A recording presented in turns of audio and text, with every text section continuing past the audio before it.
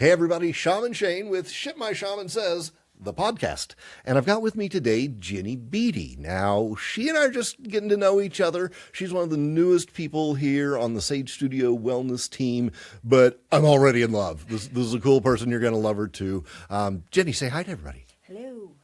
So, I want to jump right in with what I think is the funniest, but I want you to tell your version of it. Jenny first came to see me for a reading.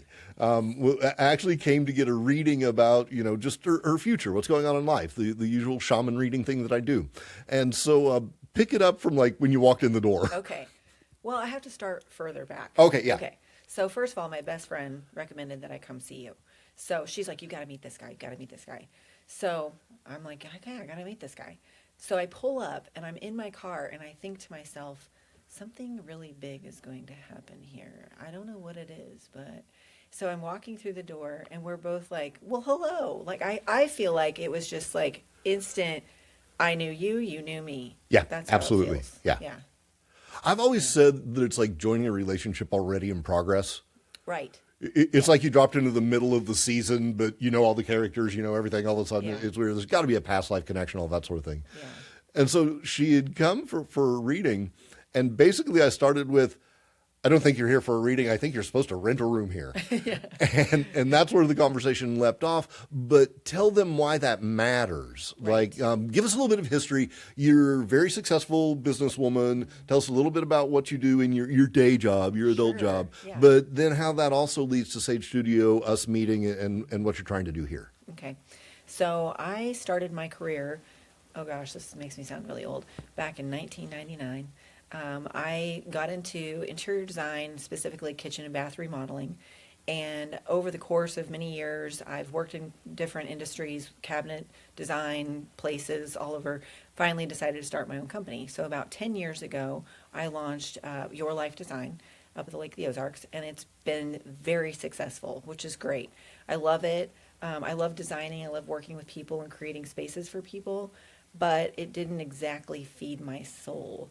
So I went back to school. Gosh, it started in 2009. I decided that I really loved psychology. So I got into psychology. I got a bachelor's degree in psychology. Then I felt like that wasn't enough. I wanted to learn more. And I enrolled at Sophia University out in Palo Alto, California, and earned a master's degree in transpersonal psychology. So that's how I came to Sage.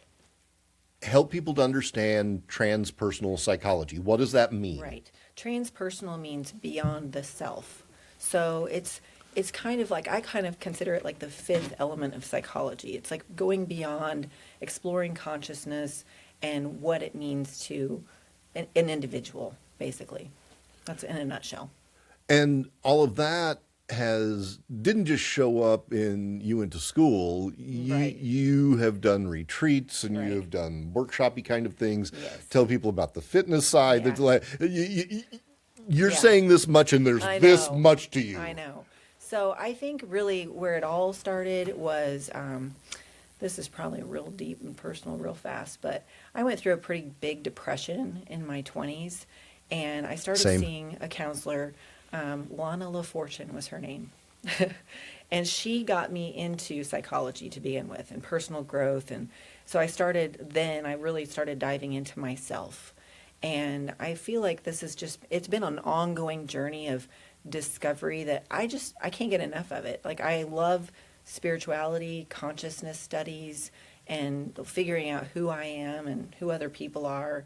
And don't you feel like everything you figure out for yourself, you're like, I've got to share this. Yes. Like when everybody is like, how did you come up with all the stuff that you offer as a shaman and everything? We're like, it's the shit that saved me from me. Exactly. Like understanding depression, anxiety, codependency, going through all of that, outgrowing it, learning how to set boundaries, all of those things are the things that I have figured out for myself, like how to make myself feel better. I want other people to feel better too. So it's like if I have something that I've gone through and I'm like, oh, I understand. Let me help you, give you my tools. Right. That's basically the idea. So you've got a real deep understanding of the mental mechanism. Right. You're very plugged in on the spiritual aspect of things. Yeah. Tell them about the physical side.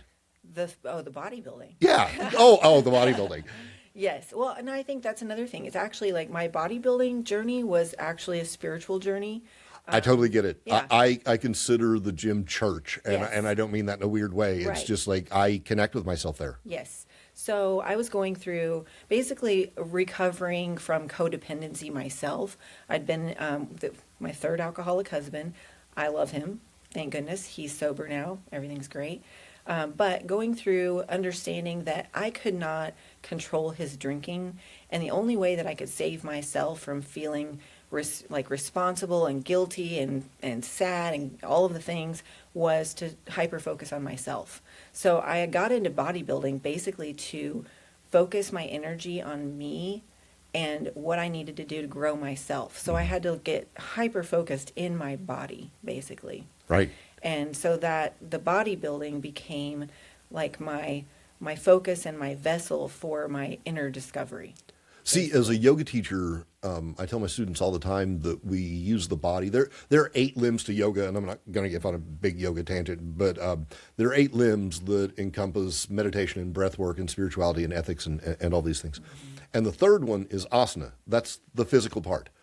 1 out of 8 Right. aspects is the physical part. Yeah. But it's the first one that you teach people because the body is the easiest way to access the rest of it. Yes, absolutely. And when you put in the time, the sweat equity, and you see the change, you see transformation, I think it lets you believe that transformation is possible in other areas of your life. Absolutely. It's like, oh, I saw my bicep change. Yes. Well, if I can change that, I can change anything. Yeah, it's such an interesting thing. It's like a science experiment, because you can see like, oh my gosh, now I have a vein here.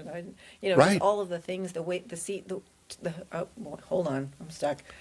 The ways that you see your body change, I feel like, yes, you could absolutely see yourself change in the same light internally. Like even just learning discipline, learning consistency, all of those things. Like if I'm going to manifest something in the world, it's kind of the same principle that I apply to it. It's like I'm going to put in the time, I'm going to focus on this, and I'm going to make this happen. Right. It's not really, it is kind of magical, but, for the most part, it really is like hyper focusing your intention on what it is that you want to see. What happen. I love is you keep using the word hyper focus, which I love. I have this passion about using words that are branded negative in a positive way. Yeah. Like I'm a major enabler.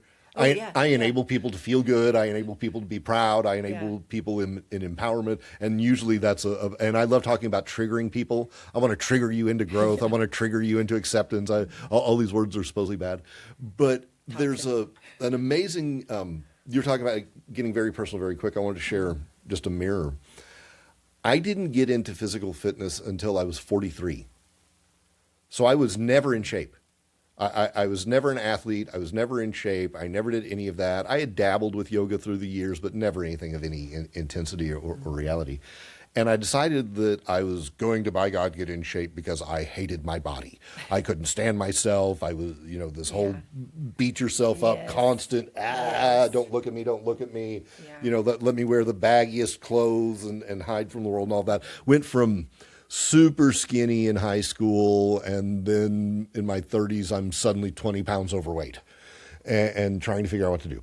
So I'm working out and I'm doing all this stuff, and I decided I'm going to get into yoga and all of this stuff and pouring into it. And I cannot tell you, I'm going to say my spirit guide, whatever. One day I heard plain as day, why don't you try doing it because you love yourself instead of because you hate yourself? Yes. And the next day I showed up at the gym and I went to yoga teacher training, and I was like, I'm doing this because I love me. And it sounded like total bullshit in my head when I said it the first time. I didn't believe it any more than anybody else would have the way I was saying it, but I kept saying it. Right. And I decided that was the reason I was doing it.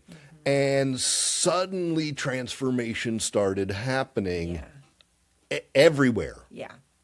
Yeah. And so I know that in your work, you do personal training. Right. When we say bodybuilder, you're a competitive level, like you guys should see the pictures is all I'm saying. Damn. And took it to an incredible level. You took transpersonal to a master's level. Your personal life, I know, this is a weird way to jump in, but tell them about the tent. Oh, my tent. That is my special place. Okay, so I love it so much.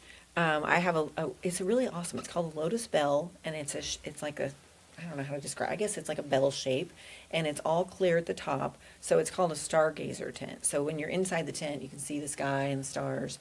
And it's so awesome. It's in this little wooded clearing in my backyard, and I've got lights back there. It's just a special little space. So we do wisdom circles. I host retreats and sound baths and things like that back there. And the idea is just a safe space and a container for transpersonal growth. Do you find that do you limit these to ladies groups? Is this open forum? Is it mix and match? Yeah, it's kind of mix and match. I would say I probably have more women that join than men, but I've had a few men interested. Sadly, in I think the women are just a lot more focused on being raw and honest and self-help Yes. and personal growth. Yeah. It's hard to get guys to jump in on that. Right. When they do, it's amazing. Yes. Yeah. Yeah. Yeah. The men's groups that I've had before are more like fitness challenges. Sure. You know, those kinds of things. Men are like, yeah, I want Yeah. to do that. I want to climb that mountain. You know. Yeah, when I do Whatever it is. yoga boot camp, Yeah. I have more guys in class than any other time. Yeah. Yeah. So you talked about wisdom circles. I assume that's just sharing what you've learned and experienced. Usually there's some sort of topic that we talk about. Like, in fact, the next one we have coming up is about ego death. And what is that? You know, because I think sometimes people think, oh, that's scary. I don't want my ego. You know, my favorite thing I've ever heard about ego death, when I was talking to Matt Brake, the guy that hosted the ayahuasca journey I went to in Peru. I said, so I understand it's supposed to be a big ego death thing. He goes, I really hate when people say that. He said, your ego's a very important part of you. You don't want it to die. Right. And I love the way he put this. He goes, Yeah. the difference is it shouldn't be the CEO. It should work in like the mailroom. Yes. Yes. You know, it can be on the advisory board, Right. but it's not the one making Not the main one. decisions. Yeah, exactly. But it's not. It's definitely something that I think is necessary in what we're doing here, experiencing ourselves as humans. Right. So, And yeah. again, you know, taking a word that is used as negative and turning it into a positive, your ego is a huge part of your identity. Right. You know, Yeah. id, ego, super ego, it is a part of your psychological makeup. You're not Yeah. trying to kill that. Exactly. Right. Right. It's just like when people say Yeah. they're trying to learn meditation and they're so frustrated. And I'm like, so you can't get your mind to shut off, right? And they're like, no, that's exactly it. I can't get my mind to stop. And I'm like, good, because that's one of the ways they pronounce you dead. Yes. The Yeah. heart stops, brain stops, you're Right. out. Yeah. That's not what we're trying to do. Right. We're trying to bring it into hyperfocus. Right. We're trying to bring it into singular fixation in that moment, and then everything else falls away and a lot of magical, cool stuff happens. Exactly. So you've got the. I just want to make it clear to everybody that you've spelled out what a complete underachiever you are in life. That you have this giant successful business. You have been doing retreats and workshops and wisdom circles and all of this. Competitive bodybuilder in that. You do fitness classes, personal training. You are now deciding that that's not enough. Right. We now we now need to finally do something. Yes. You and I talked the other day about Dharma. Yeah. You know, you can be as successful in areas of your life as possible, but until you're doing that thing your soul's calling for, it doesn't scratch the itch right. It Yes. doesn't ring the bell. And when you finally line up with that thing, it satisfies you in a deeper way. So I know that personal one-on-one counseling sessions are in the mix of what you've got going on. But I'm curious about the yoga room here, the big room. Right. I see you doing workshops, events, things like that. Yes. Tell us some of what you have in mind. Yeah, I really feel like the calling that I have that's big right now, which I'm building, is I'm calling it Wild Soul Collective. Because what I really want to do, of course, retreats are wonderful, but I really want to create a group of people that come together on a regular basis so that we can grow together, help one another, and also spread the love and help other people too. Well, you and I had talked a little bit about trying to position ourselves as the support for the supporters, Right. the teachers of the teachers, Yes. Yes. the foundation for the people that are on the lines doing the work. Yes. I feel like a container creator. Like that's, or like an architect of systems that help other people. Right. And so that's kind of the idea of the collective, is like I want to create a system and a group that functions, that works for other people, to also create more of that, groups of people for other people too. I think all of that is so huge and incredible and so much in line. Sage Studio, where we are right now, Sage Studio Yoga and Wellness, Springfield, Missouri. Look it up. There's a website. Shameless self-promotion. I've never been afraid of that.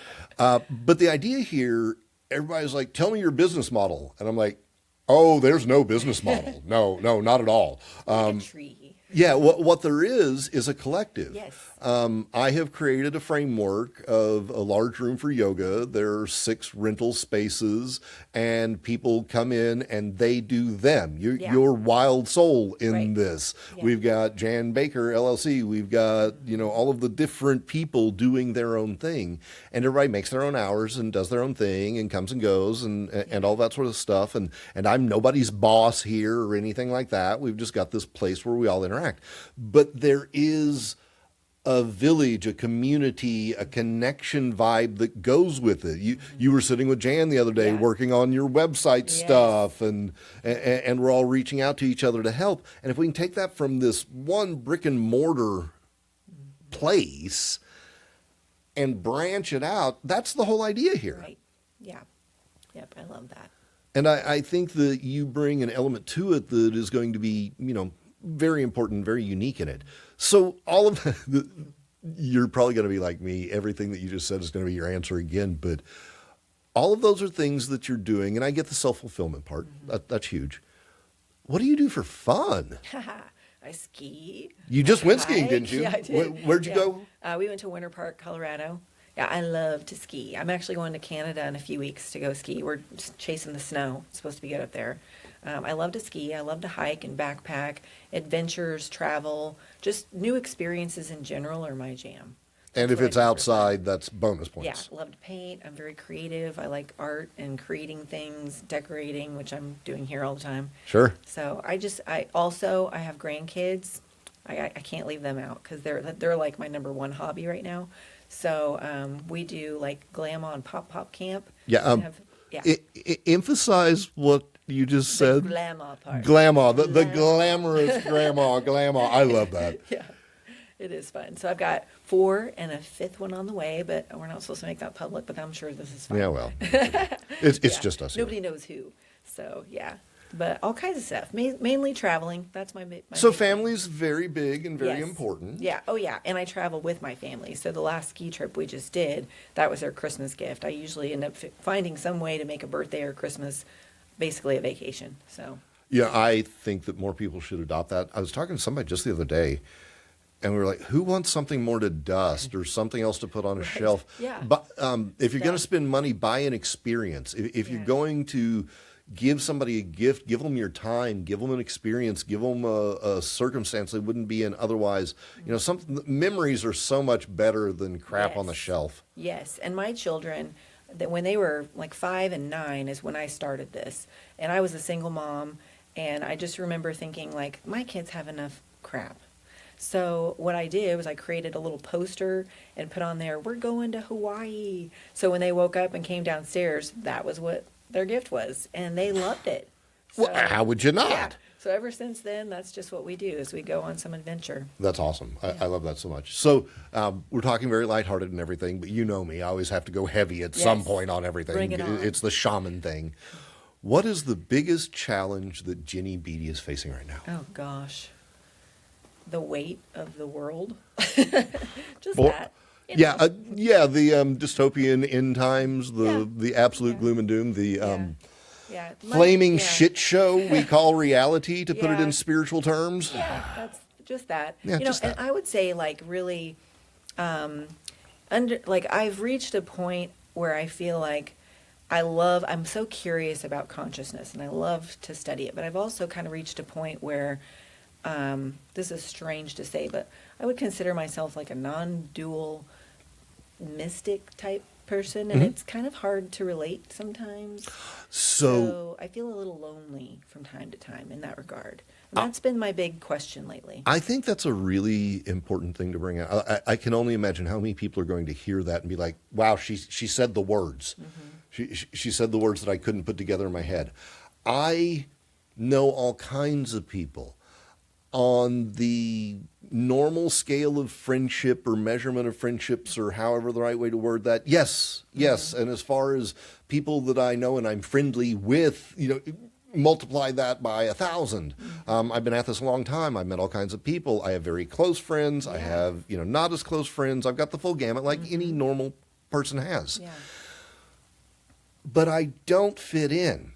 Right. The thing that I've always had to look at, and it's great because my mom and a couple of my close friends will say this to me and remind me of it. They're like, you're not like everybody else. You don't interact with the world the same way everybody else does. You don't see the same situation. 100 people see it this way. You just saw something different. Right.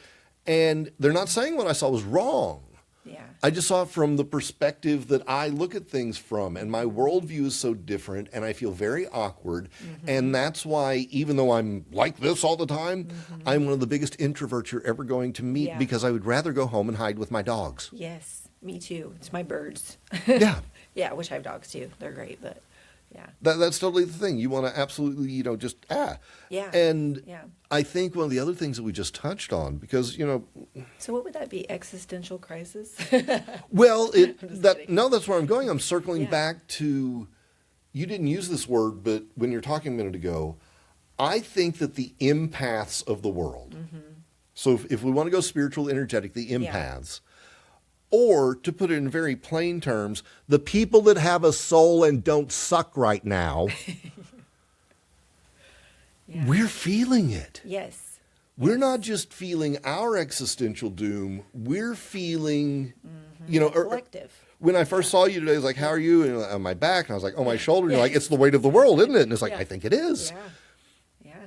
For empaths, for caring people, for people who don't suck and just hate because they're hateful people, and I'm tired of them, by the way, I think that we all feel a weight even of movement to decide to do anything. It's hard to think that anything we do is going to matter or make any difference or anybody's going to notice. Yeah.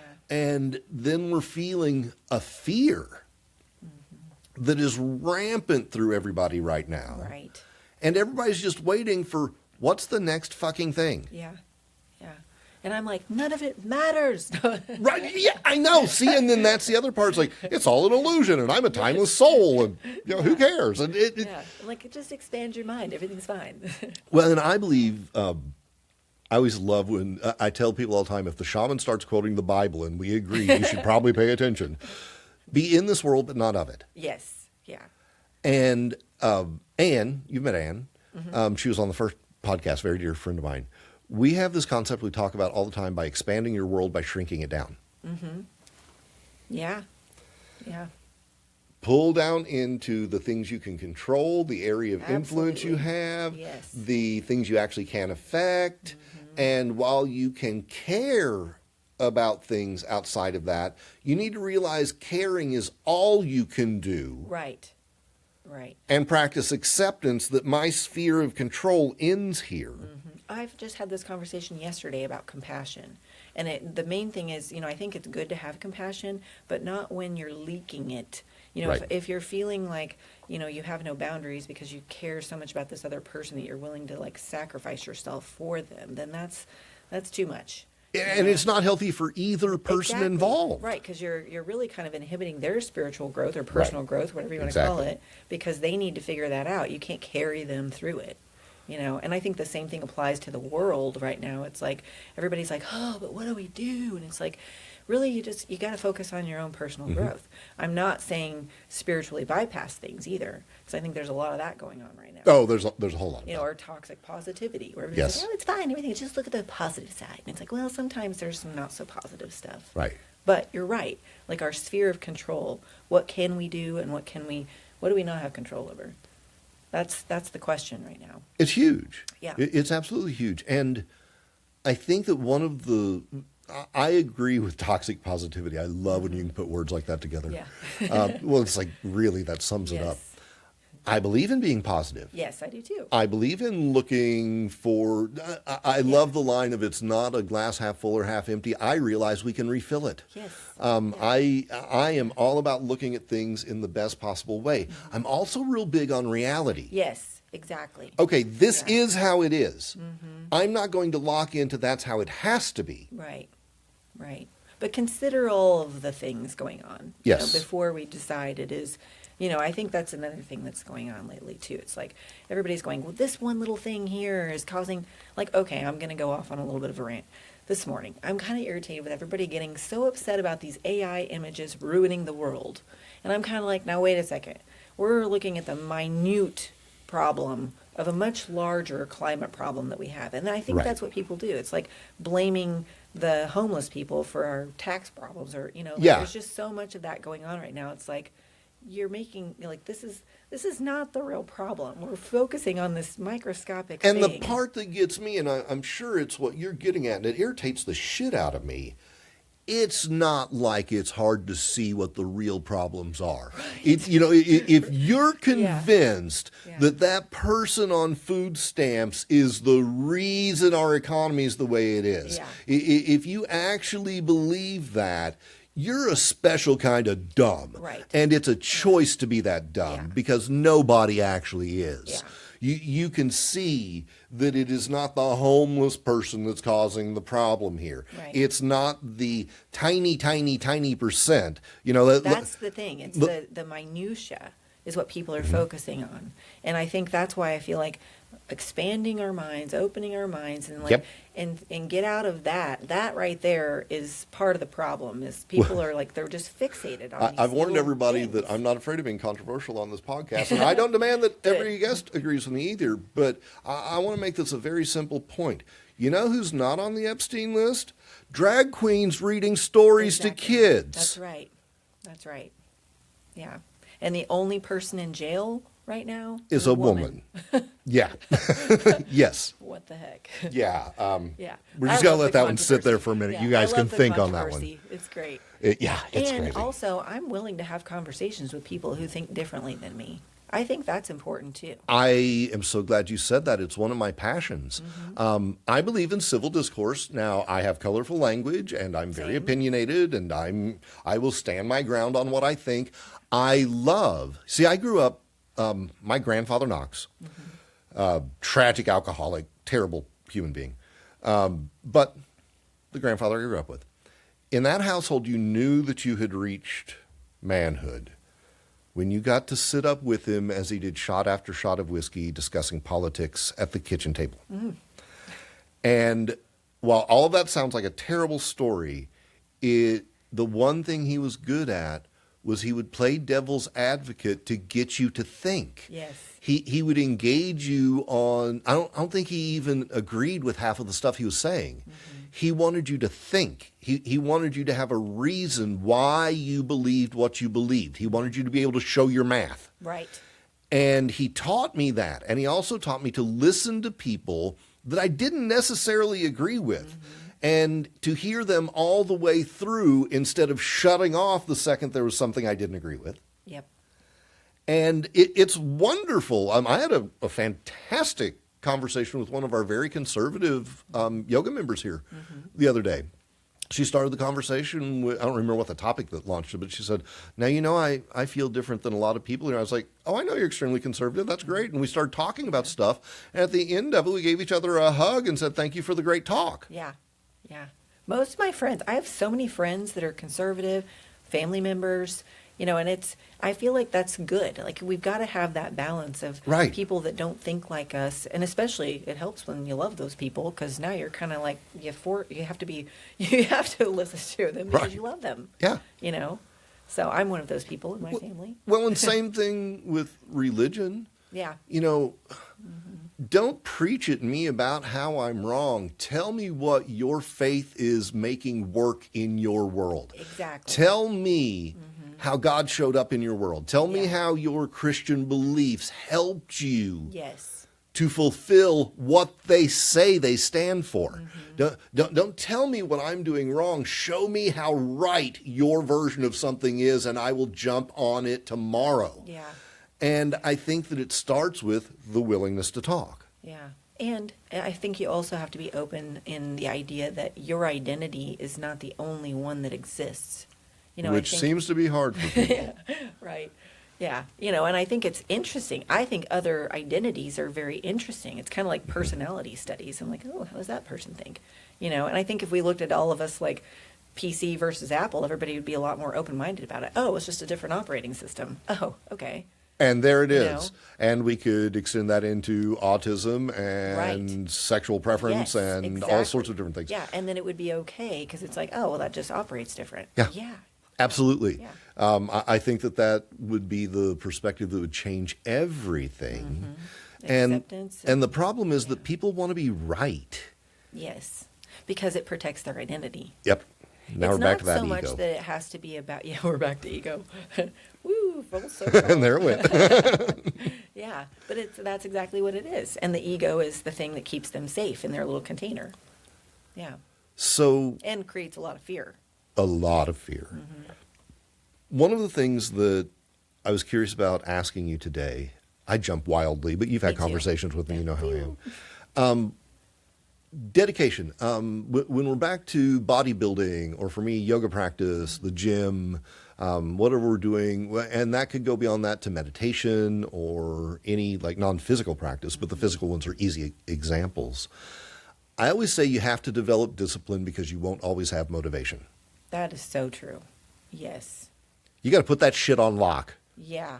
and there are no fucking excuses. Right. Yeah. One of my favorite sayings for my clients is, "You don't want to, do it anyway." Yeah, so what? Like, just do it anyway. You know what I love? Although I've been a terrible example of that this week. Just saying. It does happen, doesn't it? And I love that you can admit that. Yeah. You This know? week I'm like, do what I say, not what I do. I like to give people the perspective that once you made the decision, then there aren't any other questions. Yeah. I've decided I'm going to the gym Monday, Wednesday, and Friday. Okay, the decision's been made. So Monday, there isn't a question. Yeah. You already answered it. Right. Wednesday, no question. Yeah. You answered that way back there. Yeah. Here's what I think happens. I think people say, I want to lose weight.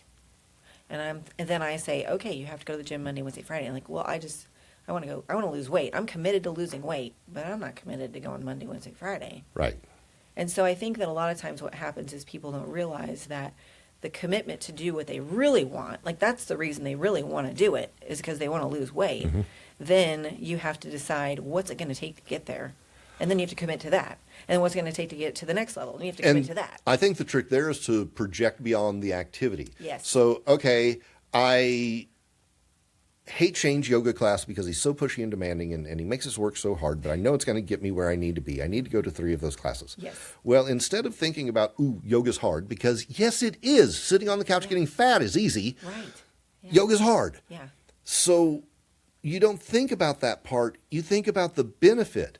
I'm not going for the hard class. I'm not going for the spin class. I'm Right. not going for the, I'll show my age, aerobics or whatever Yeah. the hell they do Yeah. now.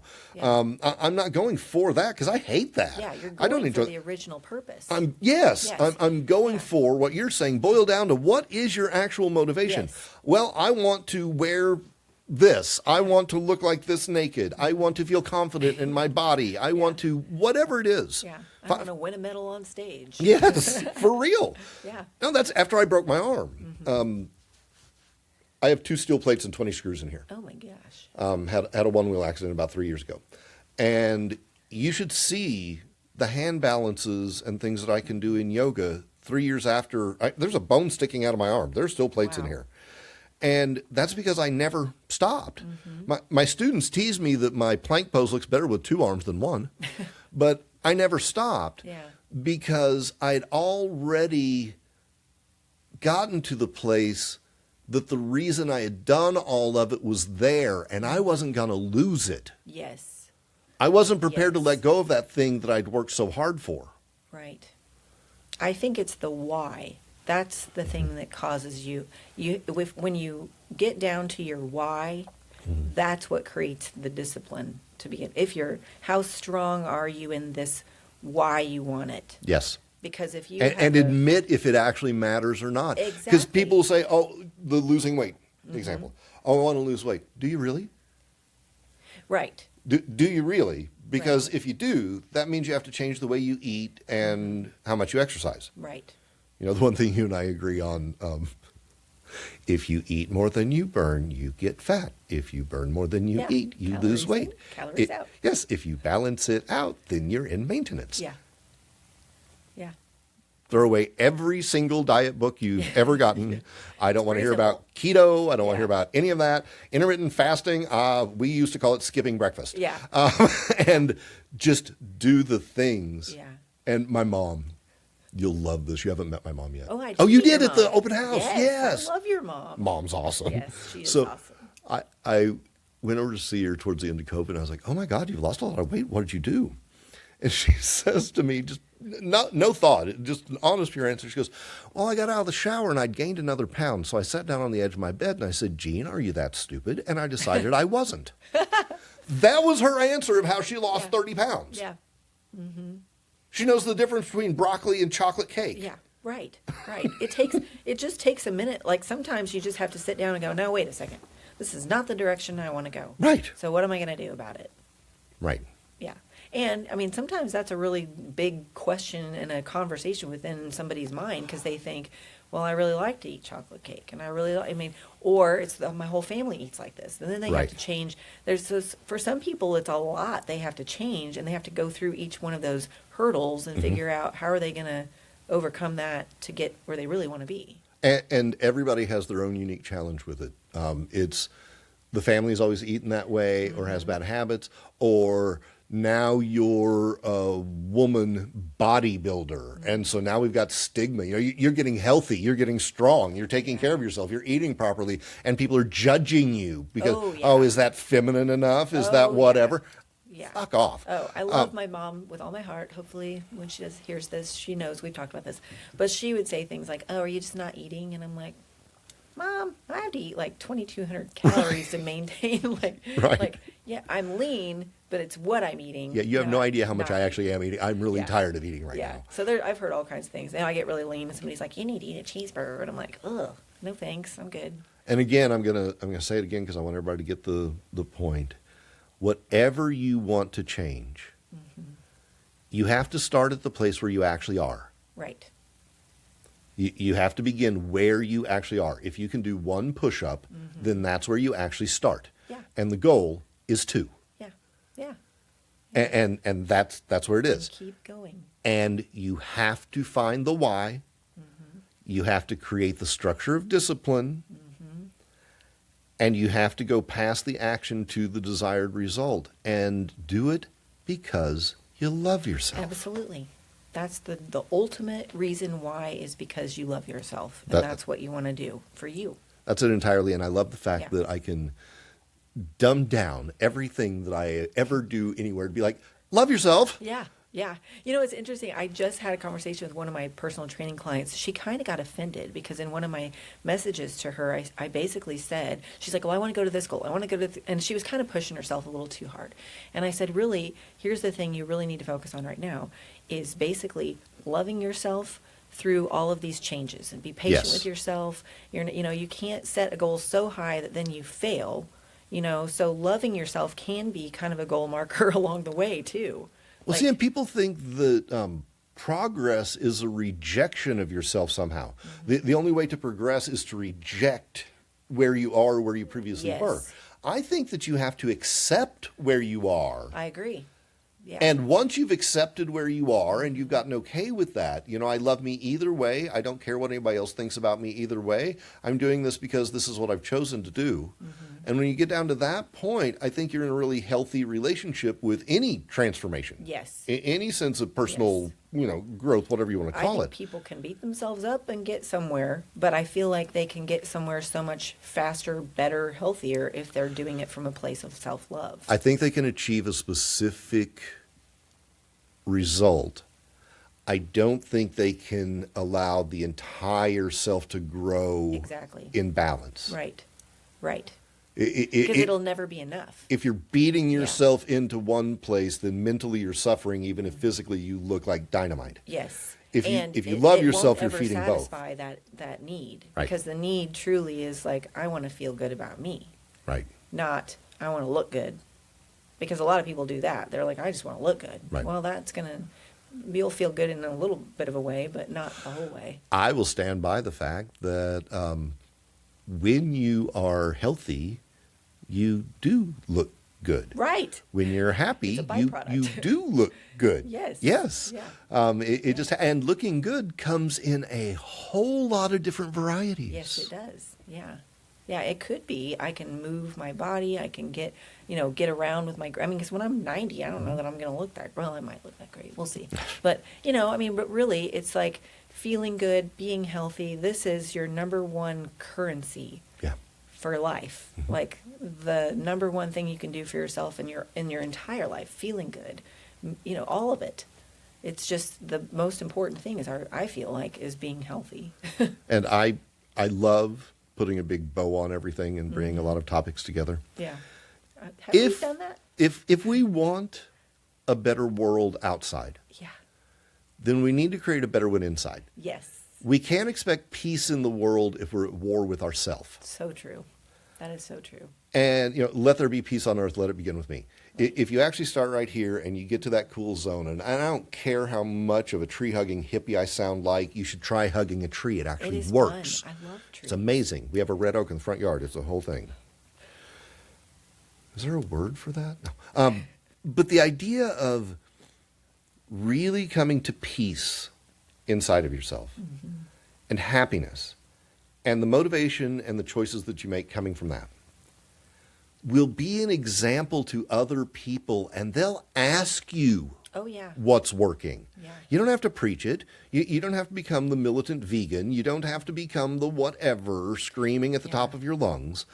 If they see you're happy, they're going to find a way to ask how you got that thing that they're wanting so badly. Yeah, I agree. And it really is, I feel like being a person of, understanding different personality types, what works for me might not work for somebody else, but I'm happy to give them the tools, and I'm also happy to help them figure out the tools that would work for them too.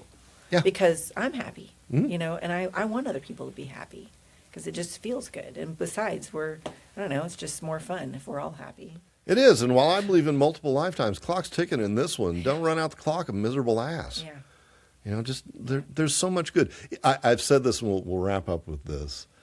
If you want something to be unhappy about, you don't have to look very far. Likewise, if you want something to be happy about, you don't have to look very far. I have a concept that I share with my clients where we talk about rose-colored glasses, and everybody knows what that means, right? Right. Everything you see is la, la, la, pretty and rosy. Yes, Pollyanna. I like to talk about the shit-colored glasses that people wear that makes everything in their life look shitty even when it's not. Yeah. How about we take all of the glasses off? Yes. Yeah. And just start looking in truth and honesty and what we can affect and what we can't. Right. So you're awesome. I have to tell everybody. So before we got on here, she's like, I don't know what we're going to talk about. Really?